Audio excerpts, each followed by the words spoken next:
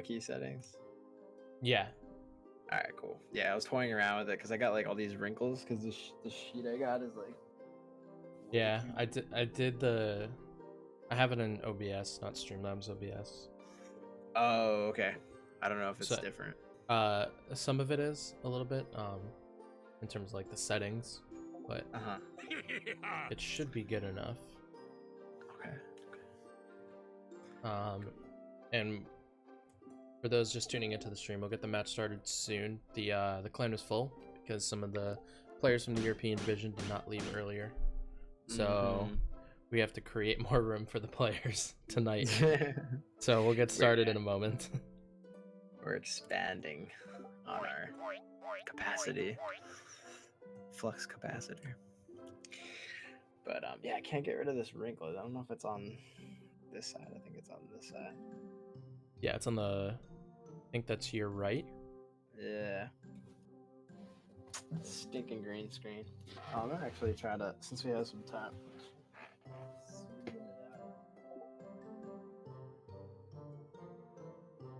It's hard to tell without a colored background. Yeah.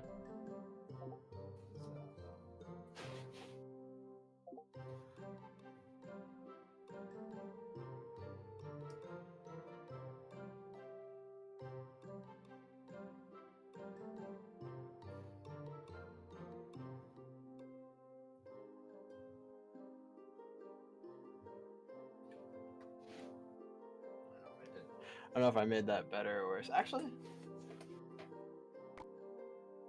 that's not too bad. That's not bad. Oh, yeah, that's way better. Awesome. We are blue, like the in-game background. Well, actually, the in-game background's green now, dude. So. Oh, true. I just. We need like a little disco ball above my head, real quick. We'll get that for tomorrow. Awesome. Hey, what's going on, Coach Try? How you doing, brother? All right. Coach Try, you know I retweeted that, man. I hope someone from CRL hears our cries, picks you up, brother. You well deserve it, man.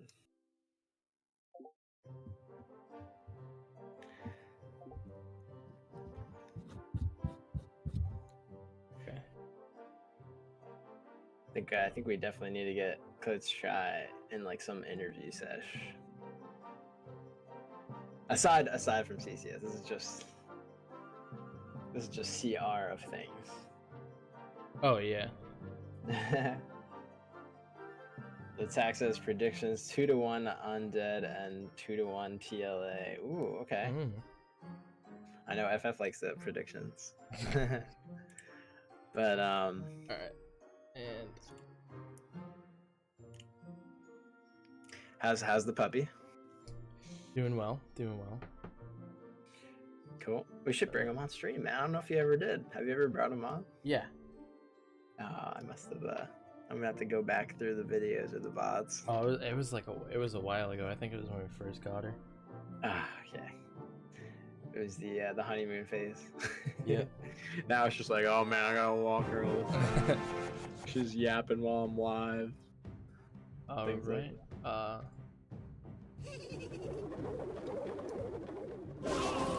Have we been tweeted? Oh, we've been tweeted. We have been. I'm retweeting it. And it looks like the first game is underway, so let's jump into it. Let's go. No time to spare. These guys don't mess around. Alright, so we had a couple Goblin Barrels go out, but they were taken down both fairly quickly. Ooh, double Goblin Barrel. Super log baity. Yeah, we saw this in the 2v2 in the European division earlier. Yeah, I was a little busy at work, so I didn't get to catch it, unfortunately. But it seemed like an exciting matchup. You're gonna have to definitely. Oh, I saw the video go up on YouTube. I'm really happy about that. I uploaded and I figured because a lot of people were saying. I saw a couple comments being like, "Where can I rewatch?" And Twitch was just not. Well, a lot of people don't know that you can just go to the profile and go to the videos tab. Right. Like for people who are just trying to find it quick. So I feel I just felt like uploading it to YouTube like for the second half of the season would probably be better. No, it totally makes sense, and it's there forever. Right, yeah. So it looks like some pretty early damage here coming out from Diego and BioCruz of the Cream Academy. Cream Academy and Undead both won last week. So Yeah. definitely looking to peep ahead of the other team and really make their strides for the playoffs. Yeah, we saw some big movement today in the European division as well. Yeah, man, it's crazy because there's only about 3 weeks left. Yeah, after this, that's it. Yeah. Playoffs time. All right, so graveyard Ooh, push whoa. coming on this left-hand side with the P.E.K.K.A tanking. Good poison there to pick that up, and Rascals and Gallocane is gonna do their thing. Not bad, not bad. Dark Goblin slowly chipping away at that baby dragon. Ooh, gets a chip shot in. You hate to see it, but huge push coming in here. Graveyard as well. All elixir on the field for Cream Academy. Freeze gonna come down. That's gonna be a lot of extra chip. Log is forced out, but nothing here to stop the jump. Oh! Bramcito gets a Mega Knight down just in time, and Diego and Cruz only have poison as a big spell. Yeah, and here comes the RG to retaliate here. Goblin Cage is going to pick that off, so I don't think RG is going to get much of a shot. No, siree. Definitely not with that P.E.K.K.A going, and the graveyard is going to be coming down. Is this going to be enough? Poison comes out onto the Girl Rascals. Gang going to distract for quite a bit, but the freeze going to come in, and it looks like, 48 HP. And they don't have another spell in cycle, but I don't think they're going to be able to. No. P.E.K.K.A is going to take it, so Cream Academy taking the first game of the 2v2 set. Yeah, Framcito and Victor kind of had some good ping pong going back and forth early on, but that last couple of, I'd say about a minute or so, they were just playing defense. They couldn't really get any shots off on offense. So. Yeah, and so there weren't actually, we're talking about roster changes, and there aren't too many changes that happened in the Americas division. Wallace was transferred from Tribe to Undead. Was that his decision or Tribe's decision?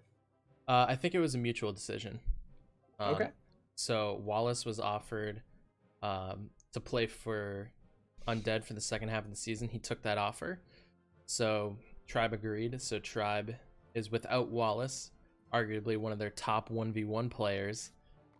Dude, I was just gonna say he's the number one seeded player, and was undefeated as we saw, but not unfortunately in the last game. He did lose his first match. Yeah. Very surprised on that. Yeah, so there were only 3 roster moves in the Americas division. Joey Kashi and Joaz were dropped from Undead, and Undead picked up Wallace and Boss.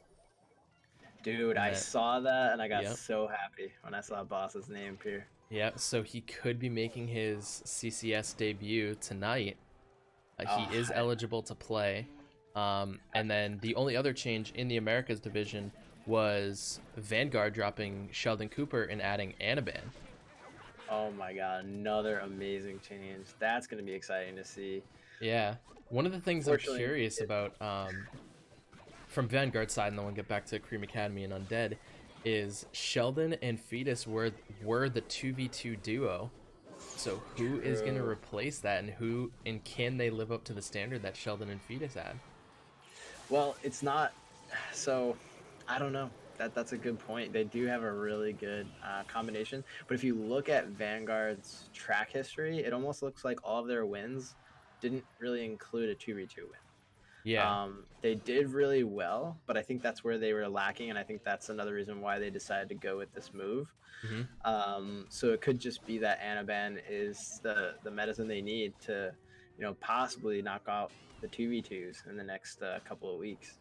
Yeah, with that cushion per se in the 1v1 set, it gives them 100%. The opportunity to kind of focus on 2v2 and I definitely expect to see Anaban in the King of the Hill and 1v1 for Vanguard coming forward. Ooh, your man Saucier just gave you a 37 months of sprint. 37. I need to get a 3-year badge, man. Oh man, putting pressure on you. I don't have my 3-year badge yet. That could be arranged. It can But be. anyway, back to the gameplay. So far, we have a minute left to go before overtime, and it's looking like BioCruz and Diego again showing that early aggression, just constantly putting up the pressure. Undead going with the same deck as before. Don't know if that's just all that's in their arsenal, or that's all they really practice with, or they just feel comfortable with it. Yeah, it could be a question of comfort. I mean, we did just have a balance change on Monday, and it's really interesting for 2v2 because some of the cards that got touched that were really dominant in 2v2 were the Witch and without a doubt, yeah. Witch, Baby Dragon, and Executioner. Yeah, I was just gonna say the Witch totally not even gonna show her face here, due to her lack of AOE, and that's another reason why we're seeing the same decks. Like you said, they really don't have too much time to practice too many different decks after the balance changes. So, you know, you're lucky if you get one really good one, if not two at most, in this quick of time for a team to pull together deck arsenal.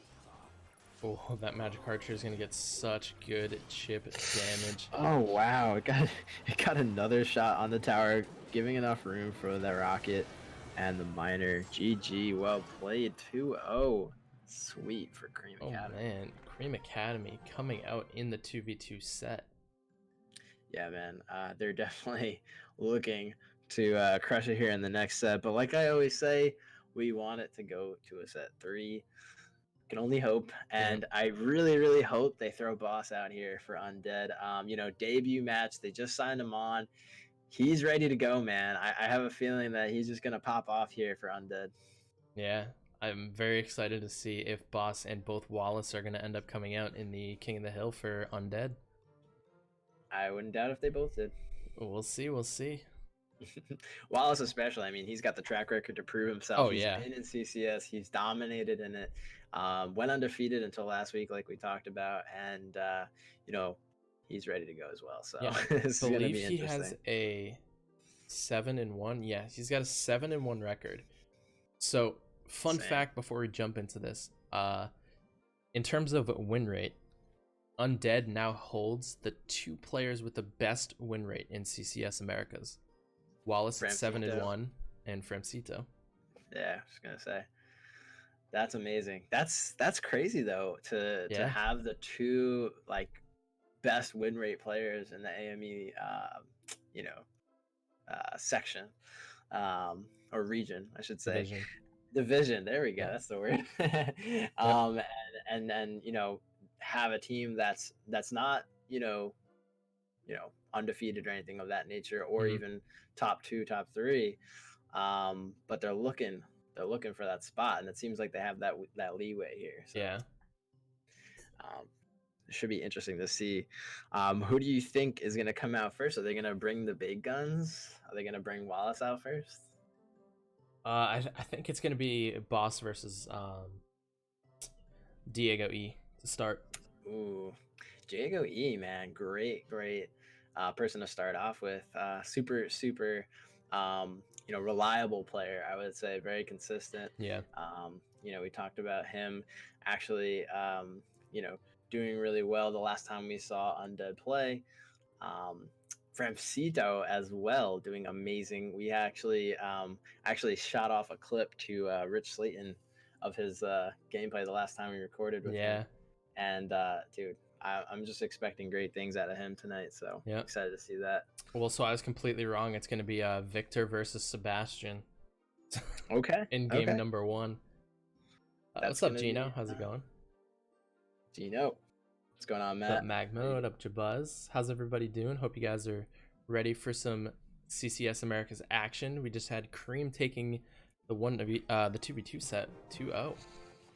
Yeah, and as Matt said in the chat, their 2v2 has been incredible. That seems Yeah, to be where most of their wins are coming from this season. yeah. I think a And big part of that comes into the fact that Diego E was with Cream in CRL, and mhm. him being shifted out of the CRL roster and then continuing to play for Cream in the academy for Clash Contender series, having that experience is really showing for them so far in CCS. Yeah, and we definitely talked about that the last time we saw him up at the plate. He's got that edge that most players here don't have. He has that CRL experience. I mean, Yeah, everyone here hasn't really set foot in the CRL spotlight. So for him to be, you know, I wouldn't say a step down because this is definitely, high skilled players that are on par, if not better than some CRL players. To come to this level, it's almost like saying, you're at the major league and you're going down to the minor league. You know what I mean? yeah, You're there, but you're not there. And for him to be here at this point is just high expectations, but at the same time he's got that leverage. yeah. No, Undead does have a super solid 2v2 as well. So at least we're seeing wall breakers. They weren't nerfed to oblivion, at least. Yeah, I think the wall breakers are still okay. One of the things that I kind of wish they did with the witch is her. I think her attack speed was okay. If they touched it, maybe it could have gone to like 1.5 instead of 1.7. Mhm. But we had talked about this before. I think the biggest thing that made her so strong was the fact that her skeletons just spawned in so weird, and no splash damage unit could really hit the witch and the skeletons or hit a group of skeletons. It was focused on one skeleton at a time. Yeah, I was so surprised when I saw it was the AoE removal as her big nerf. I was kind of expecting, like you said, the skeleton rework on the spawning, and the damage. That's all I was thinking of. Yeah, Um, but the AoE thing definitely plays a huge factor, especially like we talked about in 2v2. I mean, the skeleton spawning in the same pattern definitely still gives her um, some usage. hmm Wow, double wall breaker connection there. Just letting it go. But I still don't see her being as viable as she was even before the recent balance change. yeah. Before this recent one. Mega Knight gonna get taken down there by the E-Wiz. Baby Dragon coming through. Wallbreakers are gonna go down on the right hand side. Are they gonna be able to connect? Snowball is gonna stop them. But the Oh, Princess, Princess sneaking 2 shots in there. That's huge. But Sebastian doesn't have a big spell here, so Victor still has an opportunity to retaliate. Oh, here comes the graveyard. Poison probably going to come down on that Dark Goblin. It does, and it picks up the Goblin Gang as well. oh, valuable poison right there from Victor. Gonna be turning this around just a little bit. There's a Wow. Goblin Barrel. I believe that's Poison Snowball. Right? Nothing for it. Oh, the Oh! Goblins get the stabs in, and Sebastian takes it. And Cream 3-0 so far to start things off here. Nice squeeze in there. There is no possible way that he can get the snowball down in time as Yeah. well, on top of the wall breakers coming in. And that's just the unfortunate part of the cycle for Victor. He didn't have anything to push back. A log would have a log would have went a long way here hmm if he had it in his hands. But Yeah. I don't know if it was lag. I think he was trying to get the snowball so he could get all three of the goblins and knock the wall breakers back. The tower did yeah, focus onto the wall breakers though. it did. Oh, actually, I didn't realize that. Yeah, it focused onto one. I think he wanted to try to make that play, but it was pretty impossible. That was a pretty good push from Sebastian to close it out there. Yeah, and the stab goblins were not able to be taken out before the wall breakers. Like I said, he only had the snowball. Yep. So if it was lag, maybe, but if it wasn't, it was just perfectly calculated Yeah. by Sebastian, being Yeah. with the snowball. Because the Mega Knight was out of cycle, the Ewiz was out of cycle. I think he wanted to try to make a really good play with the snowball and get positioning down, but I just don't think it happened there. So, yeah, Well, that's going to be Sebastian's first win ever for the 1v1s. yeah.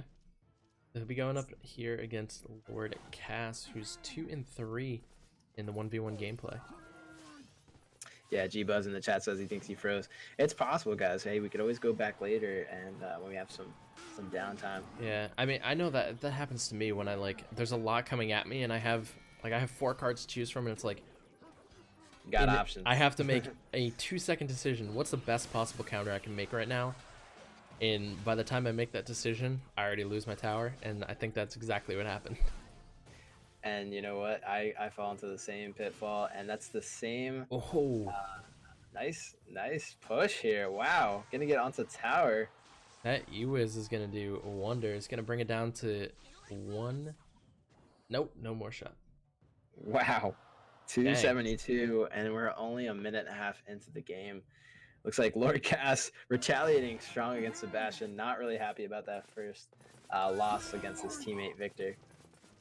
Yeah, getting the redemption indeed. I think Sebastian's last cards are going to be either skeletons or poison.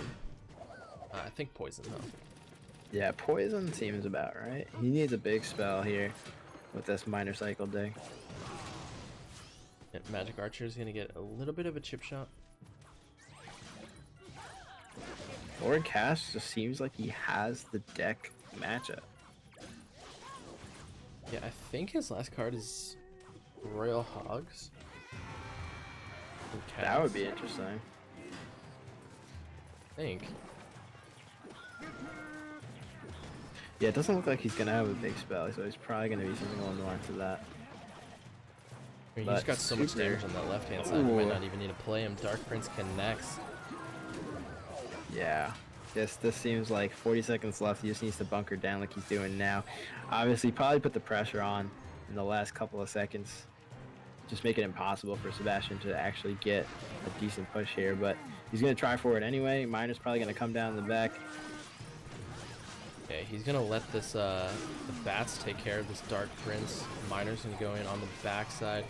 Wall breakers are going to come through, but they're not even going to go toward the tower. And that's definitely going to do it. Yeah, that's definitely GG. Sebastian tried to get in there. Goblin Cage is going to deny that again and again and again. And yeah, it doesn't look like that's going to be it for him.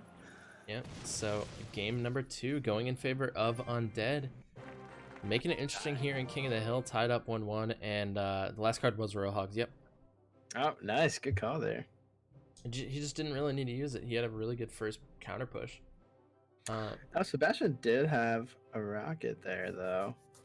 Oh, it was rocket at that point. Interesting. I wonder if he could have tried rocket cycling instead of fishing for the wall breakers, knowing that he had the Goblin Cage in cycle. Yeah, I know that. No, go ahead. I was gonna say he could have gone rocket miner instead of trying to go for the wall breakers. Yeah, that's what I was thinking. Especially before that first tower went down, because he knew it was going to go down anyway. He kind of like could have spent a little less on defense, a little more on offense to retaliate from that. But again, 6 elixir, he's probably going to face a huge push. Yeah. Because as soon as he got the bat cycling in the back, Lord Cass already had a Mega Knight and Magic Archer going up the right hand lane. So I think he was probably thinking like, I don't really want to rocket this actually. No, yeah, and I don't blame him. Yeah. But up next we have Bio Cruz. Ugh, good player. Another E-Storm veteran. Try in the chat says, I'm honestly so happy that CCS was started because the CR community needed a minor league. It gave people like me a chance to show who we are. And who we are not just as a player, but as a manager and coach. All I can say is thanks to all who helped to make CCS. You're very welcome, and that is exactly why it was done. That you love to see that, man. That's got to make you feel a little warm and fuzzy inside. For those that made this all possible. Yep. Screenshot added to the wall of positivity. Yeah, we should totally have a wall of positivity. I mean, if you're gonna review products on Amazon, you're gonna have to review the CCS. Twitch chat is the Amazon product reviews. Exactly, man. You know what you're getting. So we got 2.9 going up against possibly P.E.K.K.A. Ram Rider. Oh, going with the old school bridge spam. like you said earlier, man, bridge spam making its way back in the meta. I remember when it was so overpopulated, it was bridge spam versus bridge spam constantly. Yeah. CRL and in many different leagues, just it was almost disgusting to see all the time. But now it's become kind of prevalent now, but not overwhelming. Yeah, so last card is going to be P.E.K.K.A. Lightning, I believe, for this Ramrouter P.E.K.K.A. deck. This was a very popular deck in the 20-win challenge last time we had that. Yeah, you mean the don't get 20 wins if you're T-Clap Storm challenge. Or the 16-win challenge if you're FullFrontage. Oh, at least you made it that far. I think I got to like 12 and I was like, alright, I'm done. I get 16 like 3 times in a row. Ouch. Yeah, thank God it only happens once a year because that's when I get my new phone. Ooh. Mainly because I break the other one, but oh my God. I was just gonna say, did you throw it? So this is gonna be an interesting matchup for Cruz here. He's got Expo. It's very hard to go against a P.E.K.K.A. Or tank big spell deck. You just have 2 constant options that shut down your Expo. So it's really hard to outcycle and try to get a good connection. The only difference here, he's got Snowball and Bar Barrel. You don't really see that too much. Yeah. And he probably has Poison as his last card. I don't know. I think the last card is Lightning. Lightning. Okay, so it's a triple spell card. Going to be interesting to see if he does have Lightning. That definitely counters Expo, especially since it's harder to get it placed away from the Lightning. So BioCruise here could make a fatal mistake. Hopefully he doesn't. I definitely don't want to see any fatal mistakes, but it's always exciting when the other player capitalizes on them. I got a feeling that this is going to get drawn out to a tiebreaker. Yeah, and in that situation, it's going to be the lowest single tower. Now, BioCruise can cycle a little bit faster and can get a little bit more value. So we'll see how that ends up playing out. Lightning. Ooh, that's a good Lightning. Yep, Log's going to be coming down here. Ramrouter not able to connect. Baby Dragon getting distracted by that Ice Golem, and Cruz might be able to go in. No, he's going to play defensive. Smart play by Cruz. I wasn't sure if he was going to do it, but now that I'm thinking about it, with the Lightning at a cycle, that defensive Expo is going to be value. It's going to take out anything he tries to throw at the next Expo that comes up. Don't know if I would have put the Expo in the same lane necessarily. But I guess he's trying to build up a strong enough defense here. Lightning is going to come down and take out the Tesla. But that Expo is going to shred with the defensive Expo as well. Not going to get a lock, but Lord Cass is kind of out of cycle here and down on Elixir.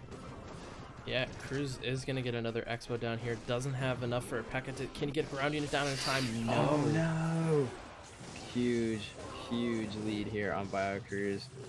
Wow. Able to pick off the Baby Dragon. Expo still shredding that tower, and it looks like that's going to swing the game completely the other way.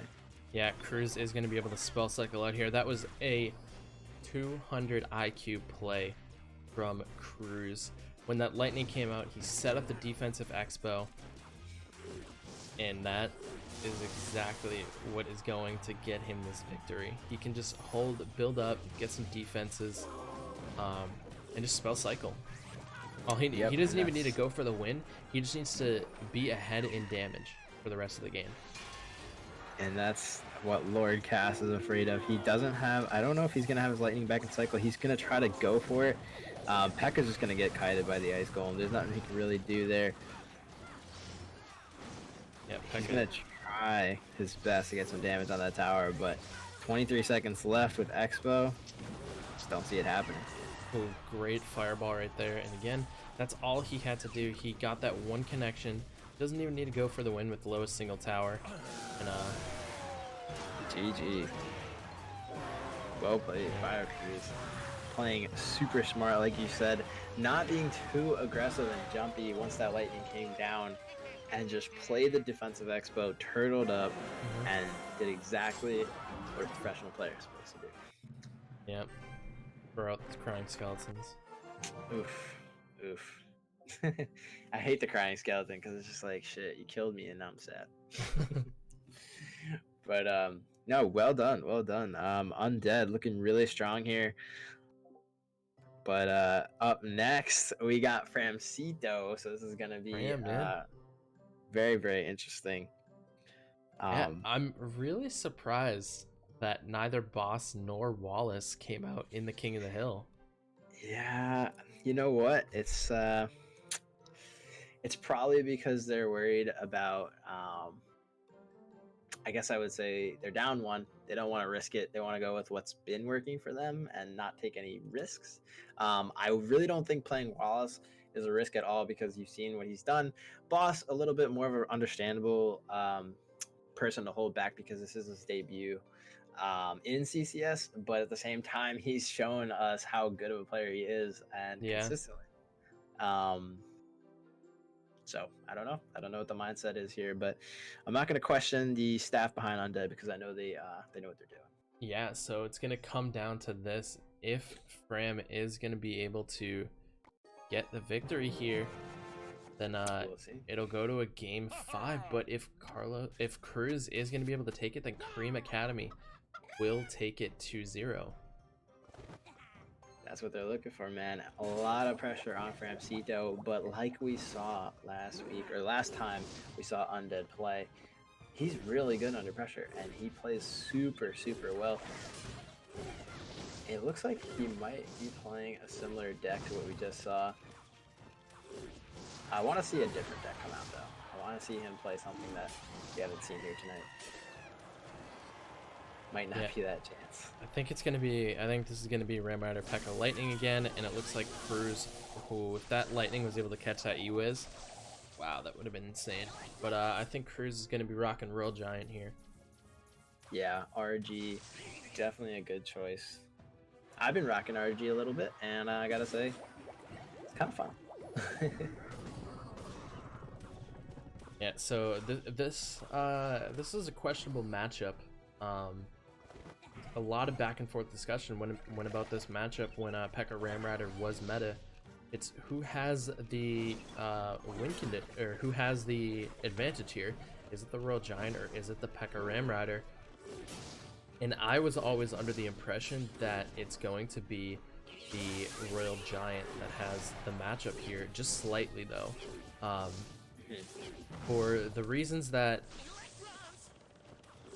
you have the Furnace to defend against the Ram Rider, and you also have E-Wiz to stun against the Ram Rider, you also have Snowball to stop the Ram Rider, and then you have guards against P.E.K.K.A. With guards in the matchup, it's so different versus a P.E.K.K.A control versus having something like a Lumberjack, because the guards are going to take 6 shots in total if you have nothing else on it besides the P.E.K.K.A. So having guards in against a P.E.K.K.A is going to be absolutely key. And then having so many different defenses against a Ram Rider, E-Wiz, Furnace, and Snowball really sways the matchup a little bit. So I think RG has the matchup here, just by a little bit. I like that insight, man. Bandit not able to get a dash onto the tower, but like you're saying, it's going to be hard. You know, P.E.K.K.A has to get a lot farther than RG does to get shots off, as we're seeing here. One shot's going to come off from the RG. Those guards are just going to distract them, but that's actually good that the guards are so high up. P.E.K.K.A is not really going to take too much damage here. Framcito probably going to follow up with a huge push. Let's see if he can get something going down. Lightning is going to come down. So P.E.K.K.A just going to get kited away. Baby Dragon might get some burps on. Yep, Baby Dragon is going to get the connection. E-Wiz is going to slow it down just a little bit. It's going to retarget to the Royal Giant now. P.E.K.K.A again back in cycle. Oh, he tried to get the guards out there before the P.E.K.K.A came down, but it was a little too late. RG's gonna get one shot off, and again, we're just seeing the same pattern happen just this last cycle. So right now, Framcito has a really good cycle going. He has the damage down. He just needs to keep up the pressure. Yeah, he was coming down for that Ram Rider. Again, this is where Ram Rider's not going to be able to connect, and this is going to be the counter push that Cruz is looking for. Lightning from Fram, a really solid option to Lightning there. Nice. Yeah, that would have been rough. Anything he would have played just would have got either taken out quickly or distracted. And you don't want that to happen. If he played the P.E.K.K.A, he could have dropped the guards. E-Wiz would have just retargeted the P.E.K.K.A onto the guards, and that would have been GG. So good option to Lightning, like you said. Oh, the Fire Spirit connects, making it just a little bit closer. Cruz's last card is going to be Lightning. That's going to be interesting. Seeing 2 heavy spells there in both players' decks just gets me a little bit more nervous. But at the same time, all the more interested. Lightning might come down here. It is not going to pick up on the furnace, though. Interesting choice to just lightning the E-Wiz. Oh, I don't know if that furnace was actually a misclick. Right at the bridge. Be. Not sure, actually, what the mindset was on that, but that is going to cost him. With that out of cycle, I don't know if he's going to be able to get back 2 at a time. He is, but he doesn't need to. E-Wiz is going to stop all of that. RG's going to come down. Let's see if he can drop. Uh-oh. Not enough elixir. RG, pretty much uncontested. That looks like it's going to be game. Bio Cruise, lightning away. There it is. Cruz is going to take it. And Cream Academy taking the 2-0 victory. And that was very interesting to watch. Like the furnace at the bridge, I really think that was a misclick. I don't think he meant to do that. Yeah, I didn't see the value in it at all. Yeah, I think it